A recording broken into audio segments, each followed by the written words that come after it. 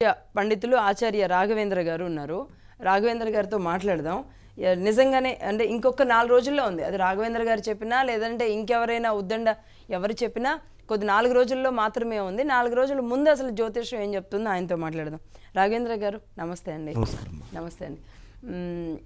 మీరు చెప్పిన దాంట్లో టీడీపీకి ఎడ్జ్ అనేది నేను చూశాను. టీడీపీకి ఎడ్జ్ కాదమ్మా, వారు వన్ సైడ్ ఉండబోతుంది. వారు one side as per Nadi astrology, as per astrocartography, as per Nimitta, as per western, as per Vedic, as per KP astrology, as per numerology, as per vastu, ఇన్ని రకాల మెథడ్స్ని అంటే ఒక్కో చోట ఒక్కో మెథడ్ మేము ఉపయోగించి ఆయా వ్యక్తుల యొక్క, ఆయా అభ్యర్థుల యొక్క, ఆయా పార్టీల యొక్క లీడర్ల యొక్క జాతకాలను పరిశీలించే క్రమంలో ఇవన్నీ కూడా మేము చూడాల్సి వచ్చింది.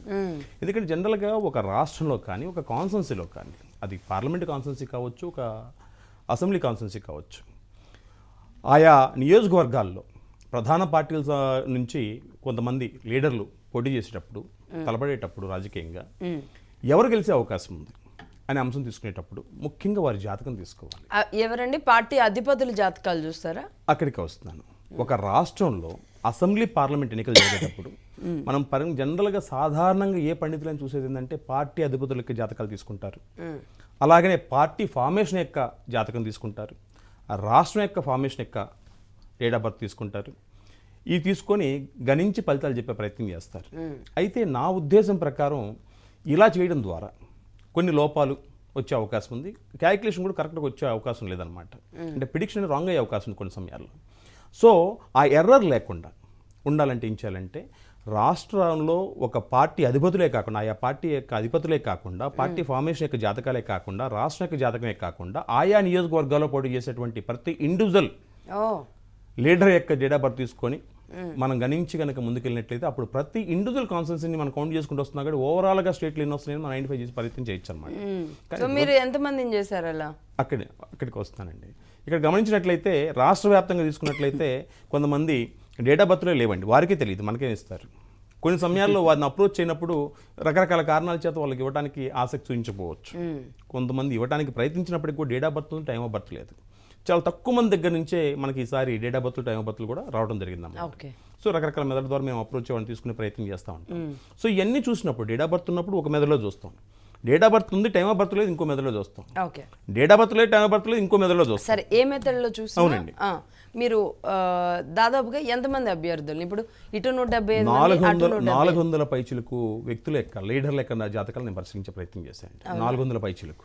ఎందుకంటే 175 కాన్స్టెన్సీల్లో 175 ప్లస్ 175 350 అయిపోయిందండి. ఇది ఒక 25 పార్లమెంట్ 25 మినిమం 50 అయిపోయింది. 400 మినిమం చూడాలి. ఇది కాకుండా వారిని ఇన్ఫ్లుయెన్స్ చేసేటువంటి మరి కొంతమంది జాతకాలు కూడా చూడాలి. ఇంకొక 30-40 జాతకాలు ఎక్స్ట్రా చూడాల్సి వచ్చిందండి. కొన్ని ప్రత్యేక పరిస్థితుల్లో చూడాల్సి వచ్చిందండి. ఇవన్నీ చూసిన తర్వాత రాష్ట్రంలో ఏ కాన్స్టెన్సీల్లో ఏ అభ్యర్థులు గెలవడానికి అవకాశం ఉంది, ఏ కాన్స్టెన్సీలో ఎవరు ఓడిపోవడానికి అవకాశం ఉంది, అసలు ఓవరాల్గా రాష్ట్రంలో ఉన్నట్టు 175 అసెంబ్లీ కాన్స్టెన్సీల్లోనూ 25 పార్లమెంట్ కాన్స్టెన్సీల్లోనూ ఏ పార్టీ గెలవడానికి అవకాశం ఉంది, ఏ పార్టీ అధికారాన్ని చేపట్టబోతుందనే అంశం గురించి కూలంకషంగా పరిశీలించే క్రమంలో గత కొన్ని మాసాల నుంచి మేము స్టడీ చేసుకుంటూ వచ్చామండి. ఇలా చివరి 2 వారాలు అయితే చాలా హోంవర్క్ చేయాల్సి వచ్చిందండి. సో ఈ క్రమంలో మాకు తెలిసింది ఏంటంటే వారు వన్ సైడ్ ఉండబోతుంది. అంతేనా? ఈ విషయం గురించి చెప్పబోయే ముందు మరికొన్ని విషయాలు చెప్పాలండి. మీకు 2019 సంవత్సరంలో చాలా అత్యధికమైన మెజారిటీ తోటి దాదాపు 151 సీట్లు సాధించడం ద్వారా వైఎస్ఆర్సీపీ పార్టీ దగ్గర నుంచి జగన్మోహన్ రెడ్డి గారు గవర్నమెంట్ ఫామ్ చేయడం జరిగింది. అవును. ఈ గవర్నమెంట్ ఫామ్ చేసిన తర్వాత ఒక జంబో క్యాబినెట్ని అనేది ఏర్పాటు చేసే క్రమంలో భాగంగా దాదాపు 24 మందిని వారి క్యాబినెట్లోకి తీసుకోవడం జరిగింది. ఆ తర్వాత రెండో విడతలో భాగంగా మరి కొంతమంది కొత్త వారికి అవకాశం ఇచ్చే క్రమం కావచ్చు, రకరకాల ఎడ్యుకేషన్స్ కావచ్చు, మరొక 15 మందికి అవకాశం ఇచ్చారు. వెరసి 24 + 15 39 మంది మంత్రులు. ఈ 39 మంత్రుల్లో చాలామంది ఫైర్ బ్రాండ్స్ ఉన్నారు, అలాగే రకరకాల వ్యక్తులు ఉన్నారు. అయితే వీళ్ళు ఎవరు గెలుస్తున్నారు, ఎవరు ఓడిపోతున్నారు, ఈ విషయం గురించి తెలుసుకోవాలని ఆసక్తి మంత్రులుగా ఉన్న 39 మందిలో ఎవరు ఓడిపోతున్నారని తెలుసుకునే ప్రయత్నం చేశాను. ఈ రకంగా చేసే పరిశోధనలో భాగంగా నాకు అసలు నేను షాక్ అయ్యే విషయాలు తెలిసినాయండి. నేను నిజంగా సర్ప్రైజ్ అయ్యాను అనమాట. నేనేమన్నా నా క్యాలిక్యులేషన్ రాంగ్ అవుతుందా, నేను అప్రోచ్ అయ్యే విధానం ఏమన్నా రాంగ్ అని చెప్పి 1-2 సార్లు చెక్ చేసుకునే ప్రయత్నం రకరకాల మెథడ్ ద్వారా అప్రోచ్ అయిన తర్వాత లేదు, నేను వేసుకున్న క్యాలిక్యులేషన్ కరెక్టే, అది 100% నిజం కాబోతుందని చెప్పి ఒక క్లారిటీకి వచ్చిన తర్వాత నేను మీడియా ముందుకు వచ్చే ప్రయత్నం చేశానండి. ఓకే అండి. ఆ రకంగా ఇక్కడ మీరు అన్నట్టు అన్ని రకాలుగా మీరు ఈక్వేషన్స్ అన్ని చూసుకొని వచ్చిన తర్వాత జిల్లాల వారీగా, నియోజకవర్గాల వారీగా, అలాగే పార్టీ అధినాయకులు, మంత్రులు, ఆల్రెడీ పాలించిన వాళ్ళు, క్యాబినెట్లో ఉన్న వాళ్ళు అన్ని రకాలుగా చూశారు. అయితే నేను స్టార్టింగ్లో ఒక మాట చెప్పాను, ఏ జ్యోతిష్యం ఇప్పుడు ఎవరైనా టీవీ చూసేవాళ్ళైనా ఎవరు ఓపెన్ చేసుకున్నా జ్యోతిష పండితులు చెప్పేది చూస్తే అందరూ కూడా వైసీపీకి అనుకూలంగానే, ఎక్కడ అంటే మొత్తం అసలు రాష్ట్ర పరిస్థితులు, దేశ పరిస్థితులు అన్నీ కూడా ముందే ఎవరెవరు విడిపోతారు, ఎవరు కలుస్తారు, పెళ్ళిళ్ళు చేసుకున్న సెలబ్రిటీలు ఎవరు అసలు ఏంటి సినీ పరిశ్రమలో ఎవరు చనిపోతారు, ఈ నెలలో ఎవరు చనిపోతున్నారు లాంటివి చెప్పే వేణుస్వామి గారు లాంటి వాళ్ళు కూడా వైసీపీ అంటే ఆయన ఎప్పటి నుంచో చెప్తున్నారులేండి, 10 ఏళ్ల నుంచి వైసీపీ అనే చెప్తున్నారు. ఆ తర్వాత ఏ పండితులు చూసినా, ఏ సోషల్ మీడియా చూసినా అందరూ వైసీపీకే చెప్తున్నారు. మీరెందుకు టీడీపీకి చెప్పారు? అంటే ఏ పండితుడు ఏ రకమైన ప్రిడిక్షన్ ఇచ్చాడు అనేది ఇక్కడ నేను గనక వ్యాఖ్యానించాల్సి అనుకున్నట్లయితే, నేను ఏ విధంగా డిఫరెంట్ మెథడ్స్ను ఉపయోగించి ఆయా జాతకాలను పరిశీలించి ఒక కంక్లూడింగ్ వచ్చిన తర్వాత ప్రిడిక్షించే ప్రయత్నం చేశాను. బహుశా ఆయా పండితులు కూడా వారు నమ్మిన సిద్ధాంతాన్ని అనుసరించి వారు రకరకాల గణితాలు వేసి, అంటే అందరూ ఒకే సిద్ధాంతం అనుసరించారండి. లెట్ మీ కంప్లీట్ అండి. అంటే ఏ ఇద్దరు పండితులు కూడా ఒకే రకమైన సిద్ధాంతాన్ని అనుసరిస్తారని చెప్పి గ్యారంటీ లేదండి. జనరల్గా నేర్చుకునేటప్పుడు అందరూ కూడా పరాశర లేక వేదిక అస్ట్రాలజీ నేర్చుకుని వస్తారండి. ఆ తర్వాత వారి యొక్క క్యూరియాసిటీ కొద్దీ డిఫరెంట్ మెథడ్స్ అప్రోచ్ చేసి కాదండి. ఇప్పుడు మొన్న తెలంగాణ ఎన్నికలప్పుడు కూడా మిక్స్డ్ గా ఉంది, కానీ ఈసారి పండితులందరూ ఒకేలా ఉన్నారంటే ఇది మెథడాలజీలో ప్రాబ్లమా ఇంకేదన్నా ప్రాబ్లం అయిందా అనేది నాకు అర్థం కావట్లేదు. అది ఆయా వ్యక్తులు మరియు ఆయా పార్టీలకు సంబంధించి అంతే. అంటే సరే, సర్వేలు అంటే ఏదో కింద మీద చేయొచ్చు, జ్యోతిష్యాన్ని కూడా కింద మీద చేసుకున్న రిజల్ట్ అనే డే ఒకటి ఉంటుందిగా, ఆ రోజు చెప్తుందిగా.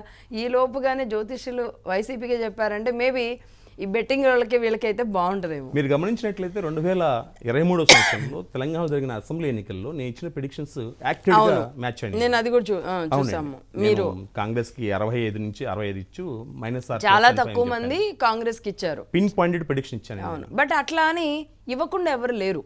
ఇచ్చిన వాళ్ళల్లో ఉన్నారు బాగానే, కానీ ఆంధ్రాకి వచ్చే వరకు, ఆంధ్ర ఎన్నికలకు వచ్చే వరకు అసలు ఏంటి అందరూ మీరు వారు వన్ సైడ్ అని కూటమికి అన్నట్టుగా మొత్తం జ్యోతిష్యులంతా వన్ సైడ్ అయిపోయారు ఏంటి అనేది అర్థం కావట్లా.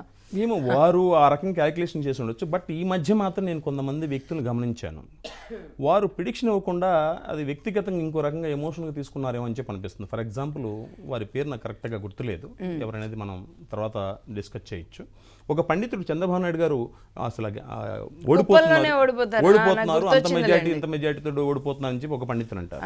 ఇంకో పండితుడు మనసు ఏదో కసిగా కోపంగా ఆయన మీద ఏదో చంద్రబాబు నాయుడు గారు అంటే పడనట్టుగా జ్యోతిష్యులు అంటే చాలా, ఇప్పుడు డాక్టర్లు ఎలా ఉంటారో అలా ఉంటారు కదండి. పండితుడు అనేవాడు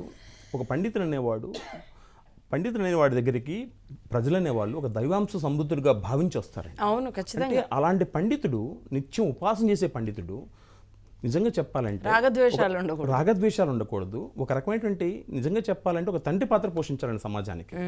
ఆ తండ్రి పాత్రలో పోషించేటువంటి ఒక పండితుడు ఎప్పుడు కూడా రాగద్వేషాలు ఉండకూడదు. తను చేసిన క్యాలిక్యులేషన్ ఏదైతే నిష్పక్షాతంగా చెప్పే ప్రయత్నం చేస్తూ ఉండాలి. అయితే ఈ మధ్య కొంతమంది పండితులు రకరకాల విషయాలు ఇన్ఫ్లుయెన్స్ అయ్యి ముందుకెళ్తున్నారు. లేదు మటాష్ ఇంక ఉండదు, అది ఉండదుగా, ఇది ఉండదు, ఇంకా అయిపోయింది కథం. అంటే ఈ మాటలతో ఎంత సెంటిమెంట్ మైండ్ గేమ్ ఆడుతున్నారంటే అండి, ముఖ్యంగా నాకు అసలు చెప్పాలనిపిస్తుంది, సమంత నాగచైతన్య విడిపోతారు అని చెప్పేసి చెప్పిన పండితులు ఎవరైతే ఉన్నారో, నిన్న కూడా ఒక బీజేపీ నాయకులు అది రైజ్ చేశారు. వాళ్ళు విడిపోవడానికి కారణం ఏదో ఫోన్ ట్యాపింగ్ గురించి చెప్పడానికి చెప్తూ వాళ్ళు విడిపోవడానికి కారణం అని. సరే, రాజకీయ నాయకులు ఏమైనా ఫోన్ ట్యాపింగ్ అంటే బాగానే ఉంది. జ్యోతిషులు కూడా నాగచైతన్య సమంత విడిపోతారని ముందే ఎలా కనిపెడతారు? అలా కనిపెట్టినప్పుడు వాళ్ళ ఇంట్లో పెద్దవాళ్ళకి చెప్పి ఏదో జరగబోతుందని చేయొచ్చు కదా. శాస్త్రం ఏం చెప్తుందంటే, ఒక చెడే ఉంటే చెవులో చెప్పండి, మంచి ఉంటే పబ్లిక్గా చెప్పండి అంటారు. నిజంగా ఆయా వ్యక్తుల మీద, అది హీరో హీరోయిన్లా లేకపోతే ఇంకో వెల్ పర్సనాలిటీస్ అని పక్కన పెడితే, ఆ వ్యక్తులకి ఒక చెడు జరిగే అవకాశం ఉంటే వారి కుటుంబ సభ్యులు ఉన్నారు లేకపోతే వారే ఉన్నారు, పోయి వారు వ్యక్తిగతంగా చెప్తే వారు కొంచెం ప్రికాషన్ తీసుకొని రాబోయే లేక జరగబోయే చెడు నుంచి బయటపడడానికి అవకాశాలు ఉంటాయి. కానీ కొంతమంది పండితులు ఏం చేస్తున్నారంటే అండి, ఈ చెడంతా కూడా పబ్లిక్గా చెప్పేస్తున్నారు. ఫోన్ ట్యాపింగ్ ఏమైనా వీళ్ళు వింటున్నారా అని డౌట్ వస్తుంది. ఫోన్ ట్యాపింగ్ ఏమైనా వీళ్ళు వింటున్నారా? లేదంటే రేపు ఒకవేళ నాగ చైతన్య సమంత కలిశారు అనుకోండి, అప్పుడు వీళ్ళు ఏం చేస్తారు? అలా ఉన్నాయి. ఓకే అండి, ఈ విషయంలోకి వస్తే మీరు అటు చంద్రబాబు నాయుడు గారు, ఇటు జగన్మోహన్ రెడ్డి గారు, అటువైపు మీరు పవన్ కళ్యాణ్ గారు, లేదంటే బీజేపీ, చంద్రబాబు నాయుడు గారు, ముగ్గురిది చూసారా? ఎలా అండి గ్రహ బలాలు ఎలా ఉన్నాయి? అవునండి, ఇక్కడ ప్రతి నాయకుడి మనం చూడాల్సిందేనండి. ఏ ఒక్కరి జాతకం చూడకుండా మనం కంక్లూడింగ్ రావడం అనేది అసాధ్యం అవుతుంది.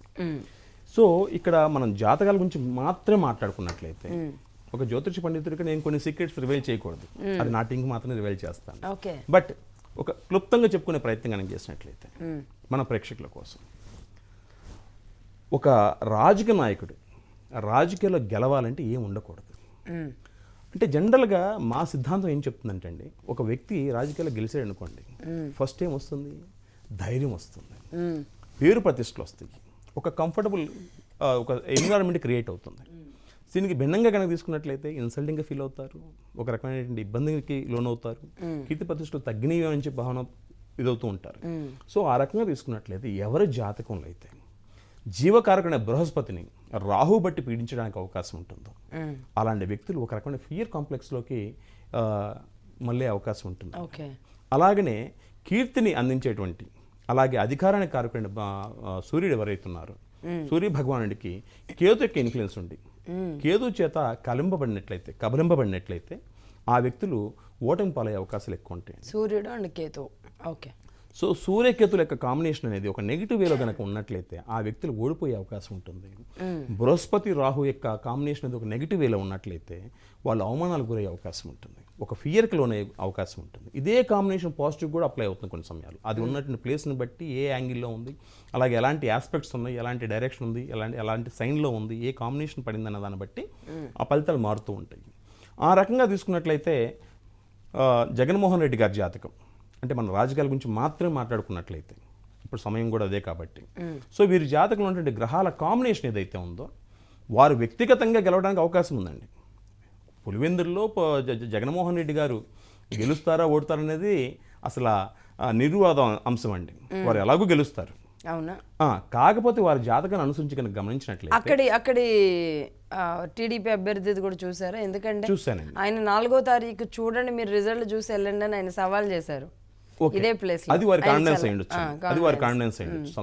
సమ్ టైమ్స్ ఏంటంటే నాయకులు తమ యొక్క అంతర్గ్రహానికి ధైర్యాన్ని ఇచ్చే క్రమంలో భాగంగా కొన్ని వ్యాఖ్యలు చేస్తూ ఉండొచ్చు, కొన్ని సమయాలు వాళ్ళకి ఆత్మవిశ్వాసం అయ్యొచ్చు, ఇంకోటి కూడా ఉండొచ్చు, అది ఏ పార్టీ వారైనప్పటికీ కూడా. అయితే నా ఉద్దేశం యాజ్ ఏ అస్ట్రాలజర్గా చూసినట్లయితే జగన్మోహన్ రెడ్డి గారి జాతకం చూసినప్పుడు 100% వాళ్ళు గెలుస్తారండి, దాంట్లో ఏమాత్రం డౌట్ లేదు వారి కాన్స్టెన్సీలో. కానీ గతంతో పోలిస్తే మెజారిటీ అనేది చాలా డ్రాస్టిక్ లెవెల్లో పడబోతుందండి ఆయనకి. నాకున్న అవగాహన వరకు గతంలో సుమారుగా 90,000 దాకా మెజారిటీ వచ్చినట్టు తెలుసండి. అయితే ఈసారి 30-35,000 ఆ ప్రాంతంలో వచ్చే అవకాశం ఉంది. అంటే 60,000 ఓటు బ్యాంక్ చాలా తగ్గిపోతుంది. అంటే గతంలో వాళ్ళ నాన్నగారికి 40,000 దాకా వచ్చినట్లయితే అంతకన్నా కూడా ఈసారి తగ్గిపోతుంది. అవునండి. అలాగనే మన చంద్రబాబు నాయుడు గారి జాతకం కనుక తీసుకున్నట్లయితే వారి జాతకం చాలా బ్రహ్మాండంగా ఉంది. అలాగే సాటర్న్ కాంబినేషన్ కానీ, జూపిటర్ కాంబినేషన్ కానీ, తర్వాత సన్ కాంబినేషన్ కానీ చాలా అద్భుతంగా ఉందండి. ఈ కారణం చేత వీరు గెలవడం అనేది ఎలాగో జరుగుతుంది. అయితే గతంతో పోలిస్తే ఆ మెజారిటీ బాగా పెరిగే అవకాశం ఉంది, ఇది మీరు గమనించవచ్చు. కుప్పంలో బాగా పెరుగుతుంది. అవునండి.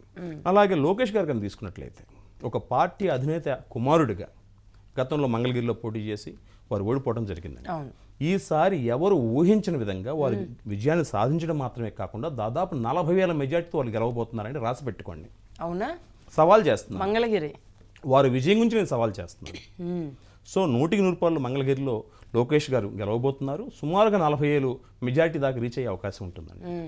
అలాగే కూటమి అక్కడ మీరు అన్నట్టు అది వన్ సైడ్ అయిపోయింది మంగళగిరి మొత్తం లోకేష్ గారు. అవునండి, మురుగుడు లావణ్య గారు పోటీ చేశారు ఇక్కడ. అలాగే మన కూటమి పార్టీలో ఉన్నటువంటి మరొక నాయకుడైనటువంటి జనసేన పార్టీ అధినేత అయినటువంటి పవన్ కళ్యాణ్ గారి గురించి తీసుకున్నట్లయితే వీరి గురించి కూడా కొంతమంది రకరకాల వ్యాఖ్యానాలు వారి అభిప్రాయాలు చెప్పే ప్రయత్నం చేశారండి. నా జ్యోతిష్యులు కూడా చెప్పారండి పిఠాపురంలో పవన్ కళ్యాణ్ గారు గెలవరని. అసలు జ్యోతిష్యులే కదా చెప్తారు. జ్యోతిష్యులు ఒక నాయకుడు గెలుస్తాడన్నా ఓడిపోతాడన్నా జ్యోతిష్యులు చెప్పొచ్చు, అలాగే సెఫాలజిస్టులు చెప్పొచ్చు, కొంతమంది సీనియర్ రాజకీయ పండితులు కూడా చెప్పొచ్చు. సెఫాలజిస్టులు కూడా చెప్పట్లేదు కానీ జ్యోతిష్యులు చెప్పారు. అదే నేను దట్స్ వాట్ నేను అంటే జ్యోతిష్యుల్ని తప్పుపట్టడం, జ్యోతిష్యుల్ని ఒక మాట అనడం ఉద్దేశం కాదు కానండి. అవునండి. ఎందుకు అందరూ ఒక్క సైడ్గా అయ్యారు అంటే మరి వాళ్ళ అంచనాలు ఏ విధంగా ఇలా వెళ్ళాయి అనేది నాకు అర్థం కాలేదు. అంటే 2 కారణాలు అయి ఉండొచ్చండి. ఒకటి వైసీపీకి అనుకూలంగా చెప్పే పండితులు ఎవరైతే ఉన్నారో వాళ్ళందరి క్యాల్కులేషన్ ఒకే రిజల్ట్ వచ్చి ఉండొచ్చు. ఓకే, లేదో అందరూ ఒకే రకమైన మెథడ్ని అప్రోచ్ చేయండొచ్చు, లేదా ఇంకేదన్నా జరిగి ఇంకేమైనా జరగవచ్చు. దాని గురించి నేను వ్యాఖ్యానించ తెలుసుకోలేదు. అయితే పీఠాపురం కనుక తీసుకున్నట్లయితే పీఠాపురంలో పవన్ కళ్యాణ్ గారు 100కి 100 రూపాయలు గెలుస్తున్నారు. గెలవడం అనేది అక్కడ మ్యాటర్ కాదు, అసలు వారి జాతకాన్ని అనుసరించి కనుక పరిశీలించినట్లయితే పీఠాపురంలో పవన్ కళ్యాణ్ గారు 100కి 100 రూపాయలు గెలుస్తున్నారు. ఇక్కడ మెజారిటీ గురించి మాట్లాడాలి. అంతే. ఈ మెజారిటీ అనేది 35,000 పైచులకు, కనీసం 30,000 పైచులకు అనేది రాబోతుందండి. అవునా?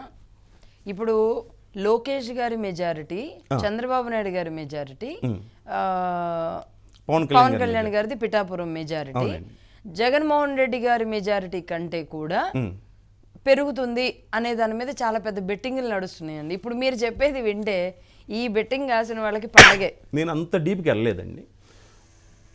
చంద్రబాబు నాయుడు గారు ఇప్పుడు మీరు చెప్పినట్టు లోకేష్ గారిది హైయెస్ట్, అంటే హైయెస్ట్ అంటే మీరు అన్నట్టు 40,000 పైచిలుకు అన్నారు.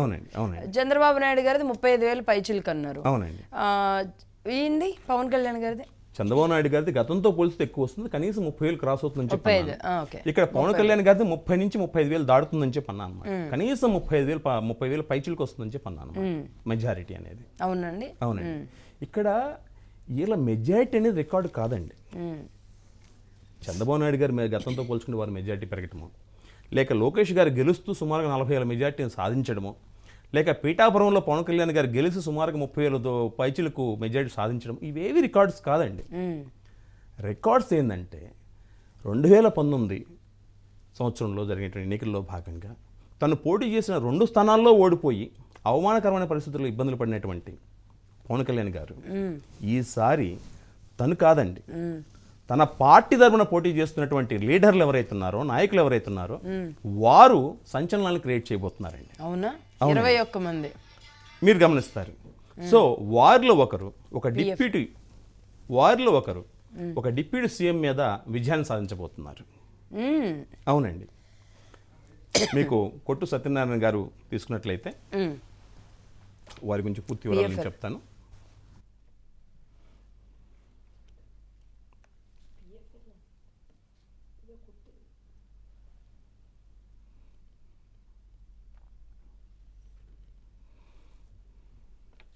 మీరు ఇక్కడ గమనించినట్లయితే తాడేపల్లిగూడెం నుంచి పోటీ చేస్తున్నటువంటి జనసేన పార్టీ లీడర్ అయినటువంటి బొలిశెట్టి శ్రీనివాస్ గారు అక్కడ వైసీపీ పార్టీలో మంత్రిగా పనిచేసినటువంటి, మంత్రి గారు కాదండి, డిప్యూటీ సీఎంగా పనిచేసినటువంటి కొట్టు సత్యనారాయణ గారు అవునండి విజయాన్ని సాధించబోతున్నారు.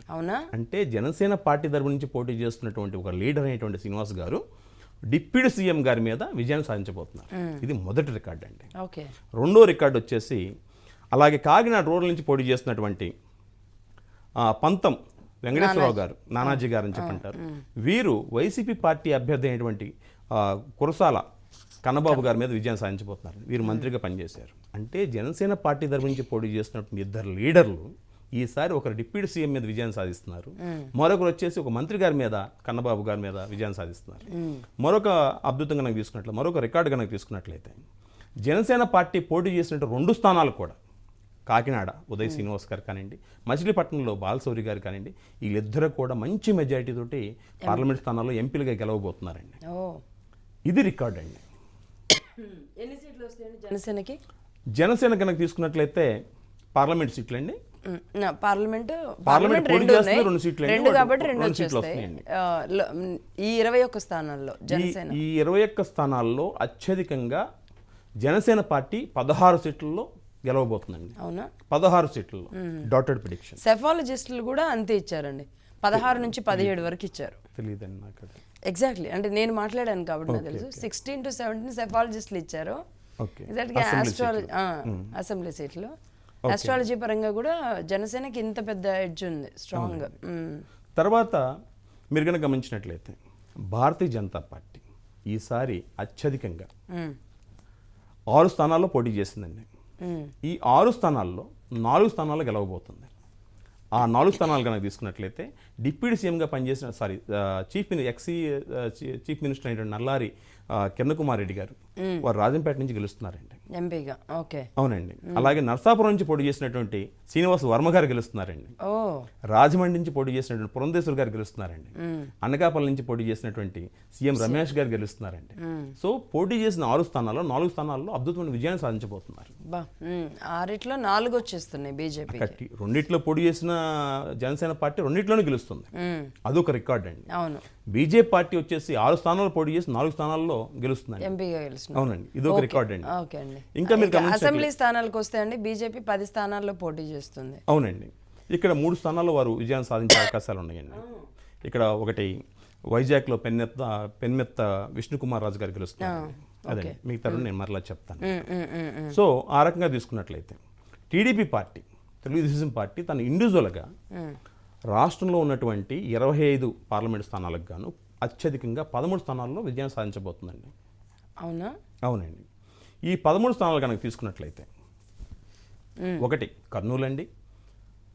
కర్నూలు నుంచి నాగరాజు గారు గెలుస్తున్నారు. అనంతపురం నుంచి లక్ష్మీనారాయణ గారు గెలుస్తున్నారు. అలాగే హిందూపురం బికే పాదసారథి గారు, చిత్తూరు, నెల్లూరు, ఒంగోలు, బాపట్ల, నరసరావుపేట, గుంటూరు, విజయవాడ, అమలాపురం, వైజాగ్, శ్రీకాకుళం ఈ స్థానాలన్నీ కూడా టీడీపీ అనేది 13 క్లీన్ స్వీప్. అంటే 25 స్థానాలు కదండి. అది 20 స్థానాలు అంటే ఇప్పుడు టీడీపీ పోటీ చేసేది 13 స్థానాలే కదండి. అవునండి. ఆ లెక్కను చూస్తే ఇప్పుడు వాళ్ళకి ఎన్ని? TDP. Okay okay, exactly, right right right. Okay. ఇక్కడ భారతీయ జనతా వాళ్ళు 2 ఉన్నారు, ఇక్కడ 6 ఉన్నారు, 8 కదా. 8 పోయిన తర్వాత ఇందులో 16 స్థానాలు. అవునండి. భారతీయ జనతా పార్టీ అక్కడ 6 పోటీ చేసి 4 గెలుస్తుందండి. జనసేన 2 పోటీ చేసి 2 స్థానాల్లో గెలుస్తుందండి. ఓకే. టీడీపీ వచ్చింది, తెలుగుదేశం పార్టీ వచ్చేసి అత్యధికంగా 13 స్థానాల్లో గెలుస్తుంది. అదే అంటే వెరసి కూటమి మొత్తం కలిపి 19 స్థానాల్లో విజయాన్ని సాధించబోతుంది. వైఎస్ఆర్సీపీ పార్టీ 6 స్థానాలతో సరిపెట్టుకోబోతుంది. ఓ, ఇదండి. సో ఇదంతా కూడా పార్లమెంట్ వరకు 19 స్థానాలు. అవునండి. ఓకే. ఇండివిజువల్గా అసెంబ్లీ వరకు వస్తాయండి. Assembly okay. అసెంబ్లీ పరంగా తీసుకున్నట్లయితే తెలుగుదేశం పార్టీ అత్యధికంగా 105 స్థానాల్లో విజయాన్ని సాధించబోతుందండి. దానికన్నా పెరిగేది కానీ తగ్గేది కాదండి. అలాగే జనసేన పార్టీ ఆల్రెడీ మనం డిస్కస్ చేసుకున్నాం, 16 సీట్లలో విజయాన్ని సాధించబోతుంది. అవును. అలాగే భారతీయ జనతా పార్టీ వచ్చేసి 3 స్థానాల్లో విజయాన్ని సాధించబోతుందండి. 19 వాళ్ళిద్దరు ఉన్నాయి. అవునండి. 103 వీళ్ళు. అవునండి. ఓకే. సో అలా అనుకున్నా అండి దాదాపుగా 122 స్థానాలు. 124. 124. 105, 16, 3. 105 అంటున్నారా? అవునండి. ఓకే. 103 అన్నారు. కూటమి మొత్తం కూడా కలిపి 124 స్థానాలను సాధించడం ద్వారా అధికారాన్ని చేపట్టబోతుంది. 124 అనేది మీరు చూసిన ప్రతి నియోజకవర్గ అంచనాల ప్రకారం ప్రతి ఇండివిజువల్ కాన్స్టిట్యున్సీని నేను చెక్ చేయడం. ఒక్కసారి నేను ప్రాంతాల వారీగా అడుగుతానండి. అంటే జిల్లా నియోజకవర్గాల వారీగా వెళితే మనకి టైం కూడా సరిపోదు. రాయలసీమలో ఎవరికి ఎడ్జ్ ఎక్కువ కనబడుతుంది? రాయలసీమ 4 జిల్లాలు అనుకోండి, కర్నూలు, కడప, అనంతపురం, చిత్తూరు వరకు. అవునండి. మీరు కడప, ఇక్కడ మనం ఒక విషయం డిస్కస్ చేయొచ్చు. రాష్ట్రం మొత్తం మీద ఏ పార్టీకి ఏ జిల్లాలో అత్యధికమైన సీట్లు వస్తున్నాయి ఇలా డిస్కస్ చేసుకున్నట్లయితే తెలుగుదేశం పార్టీ కూటమికి రాష్ట్రం మొత్తం మీద ఉన్నటువంటి 13 ఉమ్మడి జిల్లాల్లో గాను గుంటూరు జిల్లాలో అత్యధికంగా 15 సీట్లు వస్తున్నాయండి. అక్కడ ఉన్నది 17 సీట్లు గుంటూరులో. అవునండి, ఉన్నది 17 స్థానాలు. అక్కడ అత్యధికంగా తెలుగుదేశం పార్టీకి 14 వస్తున్నాయి, జనసేన పార్టీకి 1 వస్తుంది. తెనాల్లో నాదెండ్ల మనోహర్ గారు గెలుస్తున్నారు అక్కడ. ఈ విధంగా చెప్పుకోవచ్చు. గుంటూరులో 2 పోతాయి. అవునండి. మిగతా మొత్తం కూటమికి వచ్చేస్తుంది. అవునండి. గతంలో 1 సీటు కూడా సాధించినటువంటి కడప జిల్లాలో ఈసారి అత్యధికంగా 3 సీట్లు వస్తున్నాయండి టీడీపీకి. అవునా? అవునండి. అలాగే వైఎస్ఆర్సీపీ పార్టీ కనుక తీసుకున్నట్లయితే రాష్ట్రంలో మొత్తం 13 ఉమ్మడి జిల్లాలు కనుక తీసుకున్నట్లయితే అత్యధికంగా కర్నూలు జిల్లాలో 10 స్థానాలు సంపాదిస్తుందండి. అక్కడ అవుట్ ఆఫ్ 14 అండి. అత్యల్పంగా వైజాగ్లో కేవలం 1 సీటు సాధిస్తుంది. కర్నూలులో ఎన్ని అన్నారు? కర్నూలులో మొత్తం 14 సీట్లు. సో రాష్ట్రం మొత్తం మీద ఉన్నటువంటి 13 ఉమ్మడి జిల్లాల్లో వైఎస్ఆర్సీపీ పార్టీకి అత్యధికంగా ఎక్కడ వస్తున్నాయి అని అంటే అది సీమలో, రాయలసీమలో వస్తుంది. ఆ రాయలసీమలో కూడా కర్నూలు జిల్లాలో మొత్తం 14 కాన్స్టిట్యున్సీస్ ఉన్నాయండి. ఈ 14 కాన్స్టిట్యున్సీలో వైఎస్ఆర్సీపీ పార్టీకి 10 వస్తున్నాయండి. అవునండి. అత్యల్పంగా తీసుకున్నట్లయితే వైజాగ్లో కేవలం 1 సీటుతో సరిపెట్టుకుంటుందండి వైసీపీ. అవునండి. వైజాగ్లో 1 సీటు మాత్రమే వస్తుంది. అది కూడా మీకు అరకులో వస్తుందండి. అరకులో అంటారు కదా, అక్కడ వస్తుందండి. సో ఈ రకంగా చెప్పుకోవచ్చండి. అలాగే రాయలసీమ కనుక తీసుకున్నట్లయితే కడప, కర్నూలు, అనంతపురం, చిత్తూరు ఈ 4 గణన తీసుకుంటే మొత్తం 52 అసెంబ్లీ స్థానాలు ఉన్నాయి. దీంట్లో అత్యధికంగా వైఎస్ఆర్సీపీ పార్టీకి 24 వస్తున్నాయండి. తెలుగుదేశం కూటమికి 27 వస్తున్నాయండి. అలాగనే దక్షిణ కోస్తా కనుక తీసుకున్నట్లయితే ఈ దక్షిణ కోస్తాలో అత్యధికంగా మనం కూటమికి 27 అంటున్నారా?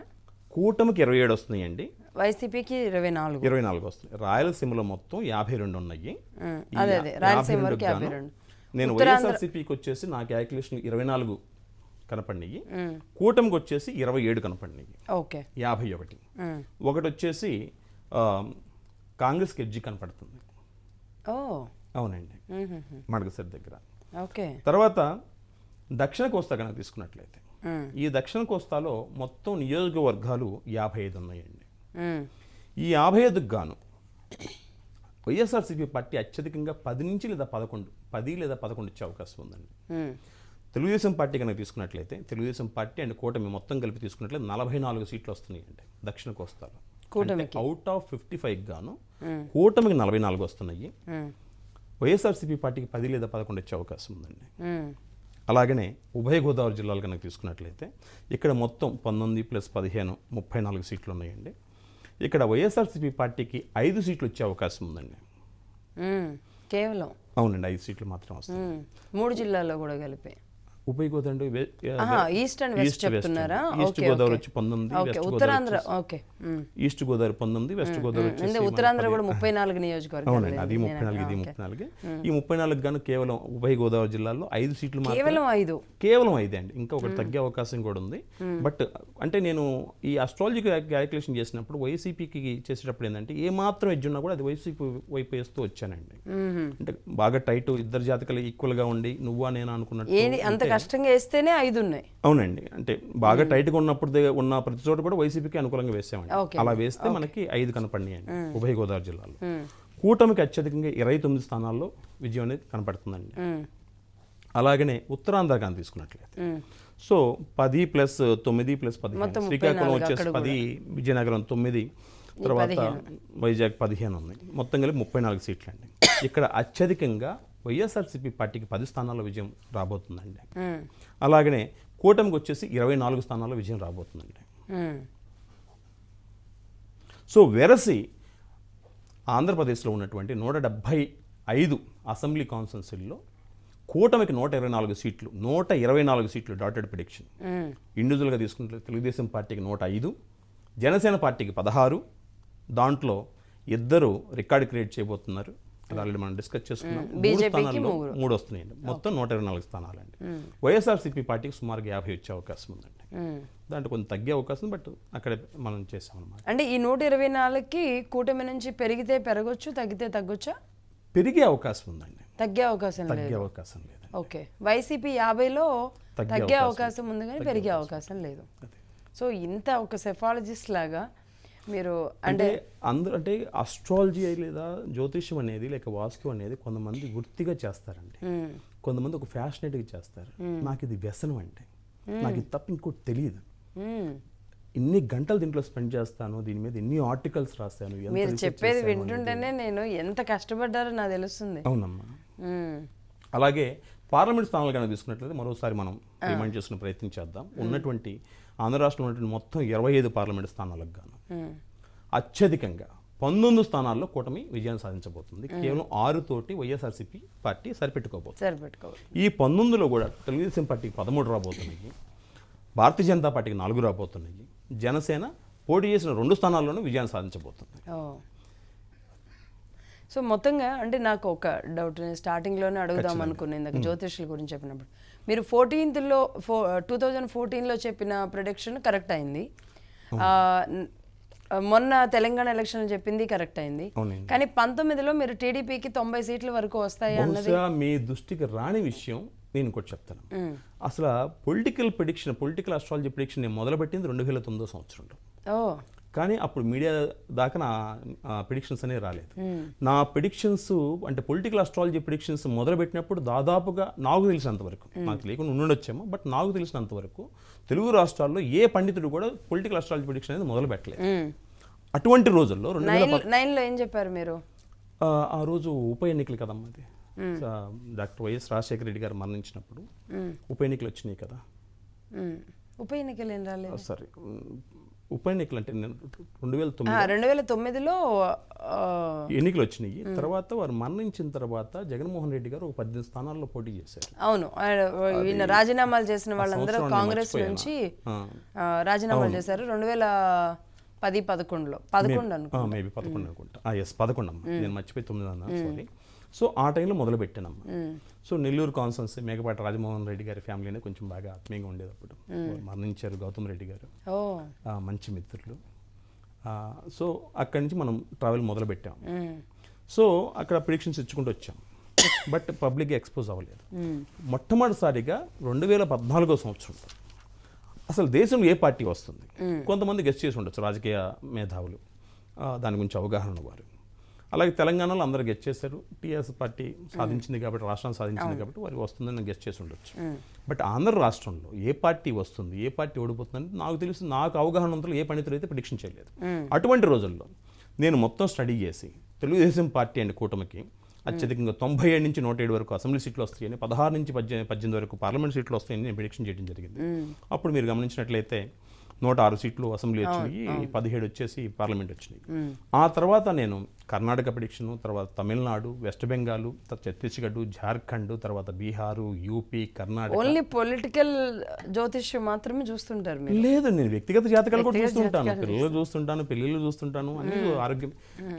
అంటే నా ఉద్దేశం ఏంటంటే నువ్వు ఏ పని అయితే చేస్తుంటావు దాంట్లో 100% ఎఫర్ట్ పెట్టమంటే అని చెప్పి అంటారండి. సో నా దగ్గరికి ఎవరైనా ఆరోగ్యం బాగాలేక వచ్చారనుకోండి, నేను మెడికల్ ఆస్ట్రాలజీ ప్రిడిక్షన్ చేస్తే ఒక డాక్టర్ దగ్గరికి వెళ్ళి పెథాలజికల్ రిపోర్ట్ తీసుకుంటే ఏదైతే వస్తుందో నేను ఇచ్చిన రిపోర్ట్ అదే ఉంటుందండి, అథెంటికేట్గా చెప్పగలను. అలాగే ఒక ఫినాన్షియల్ ఆస్ట్రాలజీ కానీ చెప్పడం మొదలు పెడితే బహుశా ఒక ఫినాన్షియల్ స్ట్రాటజిస్ట్ ఎవరైతే ఉంటారో వారి ఐడియాలకు దగ్గరగా ఉంటుందండి. సో ఒక బిజినెస్ అడ్వైస్ కనుక ఇచ్చినట్లయితే ఏ ఐఏఎం లేక ఐఎస్బి నుంచి చదివినటువంటి, ఏ బిజినెస్ మేనేజ్మెంట్ చదివినటువంటి ఏ ప్రొఫెషనల్కి కూడా తక్కువ కాకుండా ఉంటుందండి. అంటే అంత డెప్త్కి వెళ్ళి నేను స్టడీ చేశానండి.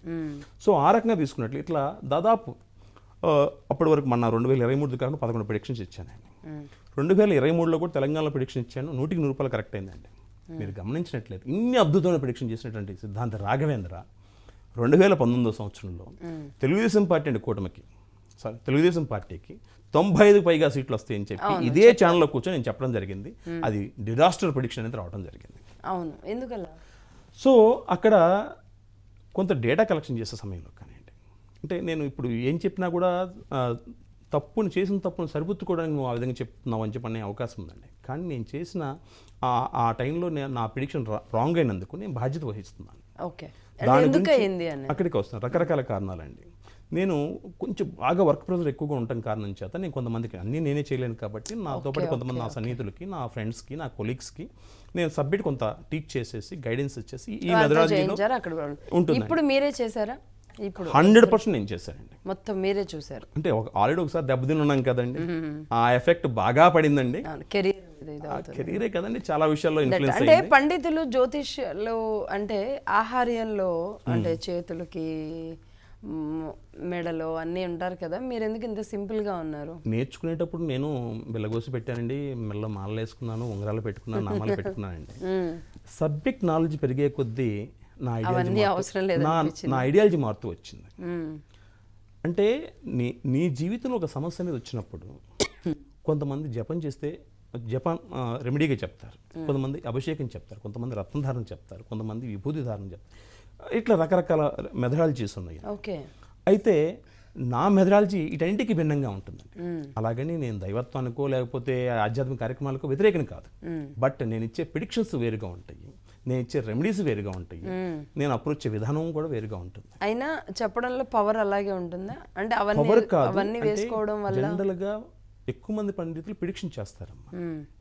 నేను అందరి గురించి మాట్లాడను, జనరల్గా అయితే ప్రిడిక్షన్ చేస్తారు. ఆచార్య రాఘవేంద్ర సిద్ధాంతి ప్రిడిక్షన్ చేస్తూ ఒక నోట్బుక్ పెన్ ఇస్తారు, నేను ఒక ప్రిడిక్షన్ ఇచ్చాను రాసుకోండి. మీరు ఒక సంస్థ వచ్చారు, ఇప్పుడు జనరల్గా ఏ పండితుల దగ్గర కనుక ఒక గృహస్థులో ఎవరైనా వెళ్తే, ఏమండి మా అమ్మాయికి పెళ్లి కావట్లేదండి అని, లేదా మాకు సంతానం కలగట్లేదన్న, లేకపోతే ఏదో సమ్ XYZ సమస్య గురించి వస్తారు. జనరల్గా పండితులు ఏం చేస్తారు, ఈ రెమెడీ చేసుకోండి, మీకు బాగుంటుందండి అంటారు. ఎమ్మటినే ఈ ఇల్నెట్ వాళ్ళు ఏంటంటే జనరల్గానే పండితుడు అనగానే దైవ సముద్రుడిగా ఒక పితృతుల్యుడిగా భావించి వారు చెప్పిన అనుసరించే ప్రయత్నం చేస్తారు. ఒకవేళ ఏ పండితుడి దగ్గరికన్నా మీరు వెళ్ళినప్పుడు మీరు పలానా సమస్యతోటి సంతానం కలగలేదనో లేదా వివాహం కలగలేదని కనుక వెళ్ళినట్లయితే వారు ఏదో రెమెడీ చెప్తారు. అప్పుడు మీరు అడగాల్సిన ప్రశ్న, ఈ రెమెడీ నేను చేస్తాను, 10 రూపాయలు అయితే 20 రూపాయలు ఖర్చు పెడదాం, ఇబ్బంది లేదు, కానీ ఇది రిజల్ట్ ఖచ్చితంగా వస్తుందని గ్యారంటీ ఇస్తారా అంటే ఎంతమంది ఇస్తారో చూడండి. ఎవరు ఇవ్వరు కదా. అలాగే అంటే గ్యారంటీ గ్యారంటీ ఇస్తారా? రాసిస్తాను, గ్యారంటీ ఇవ్వటం కాదు, అది ఎప్పటి లోపల కంప్లీట్ అవుతుందని కూడా డేట్ రాసిస్తాను. అవునా? అంతేకాదు, అంటే మీరు ఇప్పుడు చెప్పిన మాటలు కానివ్వండి, లేదంటే 124 స్థానాలు కూటమికి, అలాగే 19 ఎంపీ స్థానాలు కూటమికి రాబోతున్నాయని మీరు చెప్పిన దీనికంటే అయితే ఎక్కువే అవుతాయి కానీ తక్కువ అవ్వవు అని చెప్పారు కదా.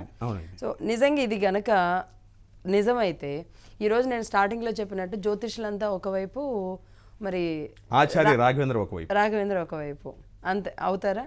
ఖచ్చితంగా మీ డిమాండ్ చాలా పెరుగుతుంది.